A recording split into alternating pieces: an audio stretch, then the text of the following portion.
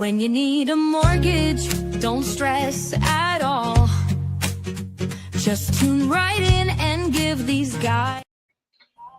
Good morning, YouTube. Today is Friday, May 30th. Guess that's our last show in May, fellas. What's up, guys? Oh, 1 week from the May big golf.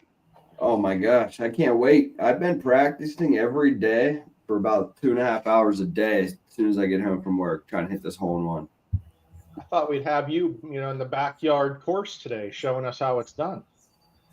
Hey, I can still move on out there. It's only a few steps. No, let's not risk it there. Anth, what's going on? You getting ready for this golf event? Yeah, buddy. Yeah, I got asked if I was using my own, if I need longer clubs, because apparently our practice video was painful. So yeah, I'm ready. Well, I know I can't win, but I'm ready. We weren't there to show our golf skills. We were there to, highlight the events. So hopefully those people that are talking trash show up as well. Yeah, you can't talk trash if you don't come do it yourself. So just remember that. It's real easy to talk trash until someone's making fun of your golf swing. So let's go. Let's see everyone's golf swing. 65 yards, hole in one, $1 a shot. Come on, win $1,000. You got to come give it a shot next Friday.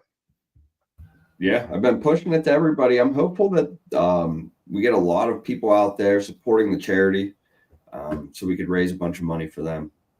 Yep. So if you guys don't know, if you live in a hole, next Friday, West Penn's having a hole-in-one event at Shooters Golf. Again, all funds benefit the Northwood Charitable Foundation. $1, get it in the hole, win $1,000. It's pretty easy. Yeah, you guys better be there. Like, that's all I'm saying.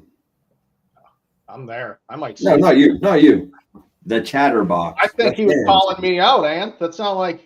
I didn't see Tom. You, as the viewer, better be there. Tom at practice day. Hey, I think it's going to be a great event. Nice venue. It's going to be great food. A few beverages for a charity. You ain't going anywhere for $20. That's true. And it's a Friday. No one works on Fridays anymore anyhow. Yeah, most people have last day of school today. So I certainly go to the real estate offices on Friday and no one's in there. So hopefully they can come out here. Yeah, bring the kids. Kids are free. Not 25-year-olds. All right? Kids are free. Yes, absolutely. But today, now that we did our shameless plugging for our event next week, today we are talking about an Amchatter exclusive. That's right, guys. An Amchatter exclusive. So if you're here today listening, and my garbage man isn't too loud outside my window here, we are going to be telling you I don't know if it's a sales approach, an offer approach, a buying approach. I don't really know what the approach is. The approach is it's going to win more offers than getting offers lost. How about that? That's a good way to put it. We just want to help you guys. I mean, there are a ton of agents out there, and not all of them do know how to strategize best. So we're trying to put a level playing field for some of those newer agents or some of the ones that need some help. So tune in, listen here right now. I mean, because frankly, if you think as a seller that it's 2021 and you're going to get top dollar for your house and it's going to have 17 offers and people are going to be lined up around the door, that may happen. It absolutely may not right now. Your house might sit there for 30, 60, 90 days, which is pretty normal. But because we're coming out of a crazy market and I just feel like the public always lags a few years behind. We got an area out there right now that if you're a smart buyer's agent and you do things that we talk about today, we really feel like you can get offers accepted over other agents. Yeah. It's all about how you put it into play and what you want to do to strategize best. You need to know your buyer, though, and the risks they're willing to take and play it off with them, and then make sure you're talking with us for our, what is it, the pregame huddle or the pre-offer huddle? Yeah, so we all need to be on the same page and know exactly how to do it. So we're going to give you some tips here today. Yeah, because frankly, the only item that we ever see, not ever, but 99% of the time, the item that's negotiated on a real estate transaction is purchase price and purchase price only. And where if you're just negotiating purchase price, you might be missing out on some things. Yeah, I mean, there's definitely other offers that could be put in and a different strategy that could be done to be able to submit a better offer. You know, it's not just, hey, give the most that you can for the price, because if, you know, they're asking for seller's assistance or something like that, you know, the money to the seller is the same, you know, but not, I don't know one buyer going into a property saying, hey, you're selling this for 300. I think it's a great deal. I'm going to give you 300.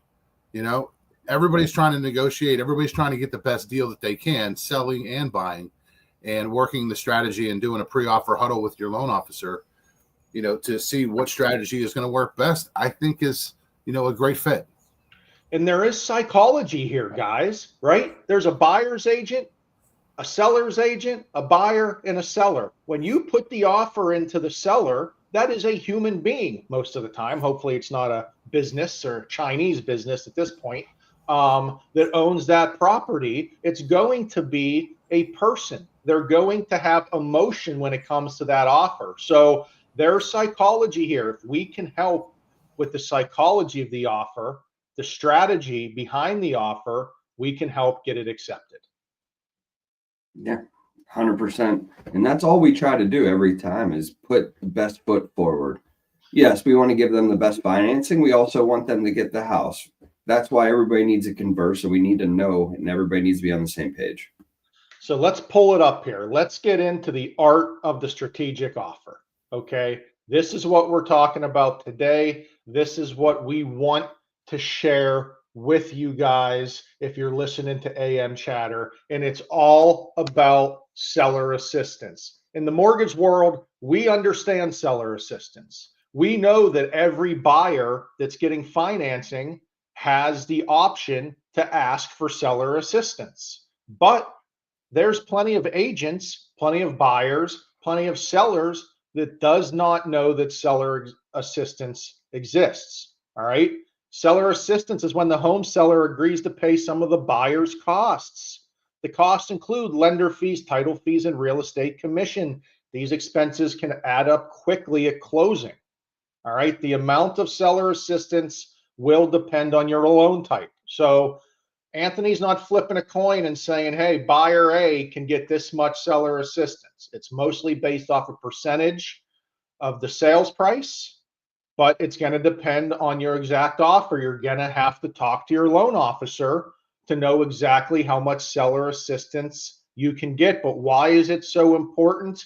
Because it's going to make items affordable today, right, Anth? When we talk about purchase price, we're only really affecting your monthly payment each month. We're not talking about how much money you can keep in your pocket, but with seller assistance, we can keep thousands of dollars in your pocket. And that's what we're going for. We're going to show you two different offers here, and we're going to figure out which offer is better using the psychology and the strategy of the offer to figure this all out. Okay. Yeah, sounds like a plan. Let's go. All right. So as Anth was talking, 300,000 is the asking price. Okay. Let's get into it.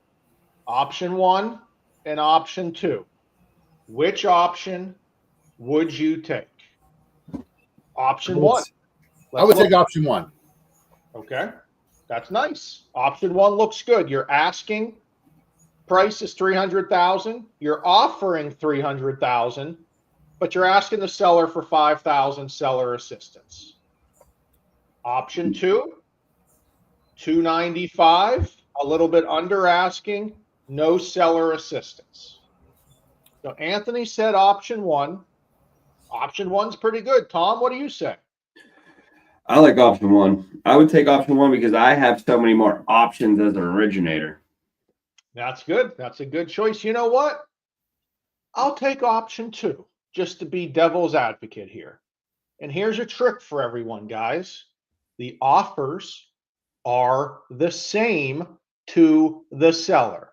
The seller assistance comes off the bottom line. So 300,000 with 5,000 assistance is the same as 295 to the seller. But let's get down into it. Why this is so important. If you're the buyer, okay? If you're the buyer, you can save $5,000 if you get the seller assistance. If you ask for the 300,000 with the 5,000 seller assistance, or you can go in at the 295 over the 300,000. You're going to save a whopping $33.15 a month. That's with an APR of 6.99. So I'd say the only advantage to that is you got to tell your buddy on Saturday that you got a house 5,000 under ask price. There's zero advantage to that, Ryan. That's a terrible option for you to choose. I mean, $33 a month. You used to say, hey, that's a cup of coffee or that's that. I don't know if that gets you a trip. Get you a straw. Get you a straw from Starbucks. But 5,000 in the pocket, pretty solid. So in this case, offer the asking price. Just ask for the seller assistance. That way, that seller in their head, they sold their house for 300. They sold their house for the asking price. They got what they wanted, but you negotiated on the back end. That's what we're talking about. Negotiate on the back end instead of just changing the purchase price. I have a ton of offers that I see every day that are going under ask price. And I try to bring it up, you know what I mean? But it's hard, you know, without seeing the numbers to get it through their head. And I try to volunteer those numbers, but some people just don't want to hear it. The numbers are right there. It is clearly the better option. We have a ton more options we could do. We've talked about the 5,000 straight savings. We haven't talked about buying down the rate with that money, doing anything. There's way more things we could do as originator. Ask for the assist. Stop asking under ask price. It does not do anything but save you a few dollars on transfer taxes. Yep, like Tom said, unless you want to sit there and brag to your buddies over the weekend that you're able to get a house under asking, if you look at the numbers, Ant, it might not always be the best approach. No, definitely not. I mean, if let's just say that was you and you were bragging to your friends about getting a house under ask, and I bought the same similar house and I got 5,000 sellers assist, I'd bet that I'm actually saving more money than you. So I would call you a loser, Ant. You'd be the loser. I'd be the winner. Yeah. Or yeah, wait, no, you took I'd be the winner. Your buddy would be the loser. I'd have to tell him, bring out your mortgage statement, man. What do you got? Oh, you're paying PMI? Oh, I bought mine out with the seller's assist. I bought my rate down with the seller's assist. You know, and even if you're just doing the closing costs compared to the monthly savings, there is a break-even point. You can do $33.15 in the $5,000 and find out, yeah, after the 13th year, you're making out. So you call me in 13 years and say, I'm finally on the positive on you because I took that lower purchase price. 13 years is a long time away. You don't even know if you're going to be in the house in 13 years. So I'm more worried about today and making homes affordable to get buyers in the homes today. 100%. We never know what's going to happen. With the grace of God, we might not even be here. So you need to focus on today and what makes it more affordable today for you, putting yourself in an advantage. We're not talking about life-changing money that you need to possibly save. We're talking about thousands we could save you instantly.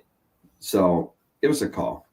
That's it. Again, next Friday, 1 week away, Shooters Golf, 12 to 5. Come see us. Of course, we'll see you before then. And have a great weekend, fellas. So, yes. Tom, Ryan, and Anthony